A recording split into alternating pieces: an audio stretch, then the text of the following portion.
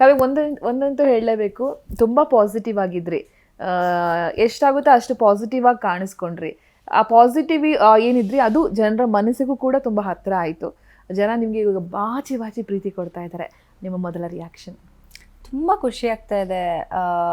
Positive ಆಗಿದ್ದೆ ಅಂತ ಬರೀ ಪಾಸಿಟಿವೇ ಆಗಿರ್ಲಿಲ್ಲ.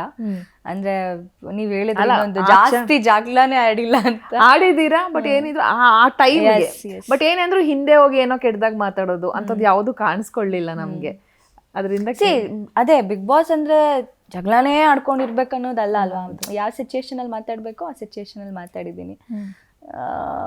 ಪಾಸಿಟಿವ್ ಆಗೇ ಕಾಣಿಸ್ಕೋಬೇಕು ಅನ್ನೋದೇನು ಇರ್ಲಿಲ್ಲ ನನ್ನ ತಲೆಯಲ್ಲಿ. ನಾನಾಗಿದ್ದೆ ಅಷ್ಟೇ. ಬಿಗ್ ಬಾಸ್ ಮನೆಗೆ ಹೋಗ್ಬೇಕು ಅಂತ ಅನ್ಸಿದ್ದು ಯಾಕೆ? ಬಿಗ್ ಬಾಸ್ ಮನೆಯಿಂದ ಕಾಲ್ ಬಂದಂತ ಸಂದರ್ಭದಲ್ಲಿ ಯಾಕೆ ಒಪ್ಕೋಬೇಕು ಅಂತ ನಿಮ್ಗೆ ಅನಿಸ್ತು ಅಂತ ಹೇಳಿ? ಅದೇ ನಾನು ಎಲ್ಲ ಎಕ್ಸ್ಪ್ಲೋರ್ ಮಾಡಿದ್ದೆ. ಸೀರಿಯಲ್ ಮಾಡಿದ್ದೆ, ಸಿನಿಮಾ ಮಾಡಿದ್ದೆ, ಒಂದು ರಿಯಾಲಿಟಿ ಶೋ ಮಾಡಿದ್ದೆ.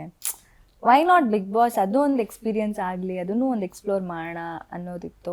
ಆ್ಯಂಡ್ ಆವಾಗೆ ಕಂಪ್ಲೀಟ್ ಅನ್ಸುತ್ತೆ, ಜನಕ್ಕೆ ಇನ್ನಷ್ಟು ಕನೆಕ್ಟ್ ಆಗ್ತೀನಿ ಅನ್ನೋದಿತ್ತು ನನಗೆ. ಹಾಗಾಗಿ ಬಿಗ್ ಬಾಸ್. ಓಕೆ, ತುಂಬಾ ಕ್ಯೂಟಾಗಿ ಕಾಣಿಸ್ತಾ ಇದ್ರಿ.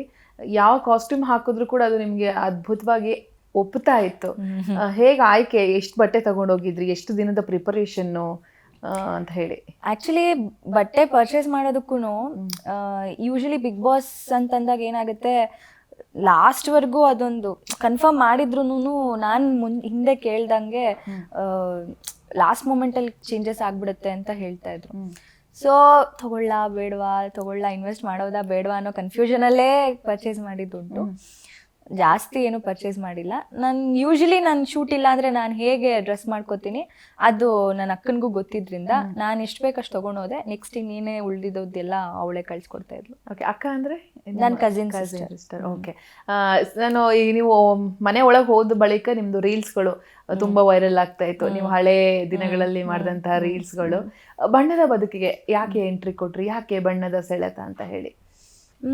ಅದೇ ನನಗೆ ಈ ಇಂಡಸ್ಟ್ರಿಗೆ ಬರಬೇಕು ಅನ್ನೋ ಥಾಟ್ ಎಲ್ಲ ಏನಿರಲಿಲ್ಲ.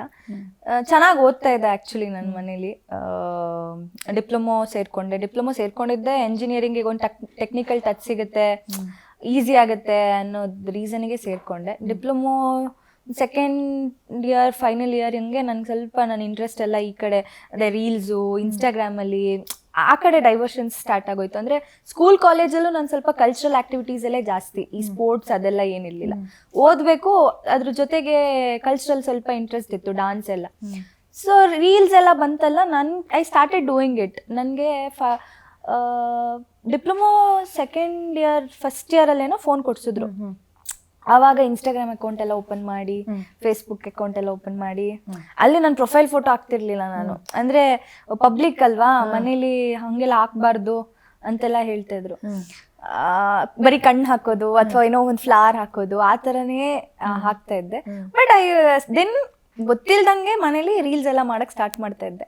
ಹಂಗೆ ರೀಲ್ಸ್ ಎಲ್ಲ ಮಾಡಿ ಇನ್ಸ್ಟಾಲ್ ಯಾವುದೋ ಒಂದು ಆಡಿಷನ್ ಕಾಲ್ ಇದೆ ಅಂತ ಪೋಸ್ಟ್ ನೋಡಿ ಮನೇಲಿ ನಾನು ಆಡಿಷನ್ ಕೊಡ್ತೀನಿ ಅಂತ ಹೇಳಿ, ಮನೇಲಿ ಸ್ಟಾರ್ಟಿಂಗಲ್ಲಿ ಬೇಡವೇ ಬೇಡ, ಅದಲ್ವೇ ಅಲ್ಲ, ನಮ್ಗಲ್ಲ ಅದು ಅನ್ನೋ ಥರ ಎಲ್ಲ ಹೇಳಿ, ಆಮೇಲೆ ಹಠ ಮಾಡಿ ಆಡಿಷನ್ಸ್ ಎಲ್ಲ ಸ್ಟಾರ್ಟ್ ಮಾಡಿ ಇವತ್ತು ಇಲ್ಲಿದ್ದೀನಿ.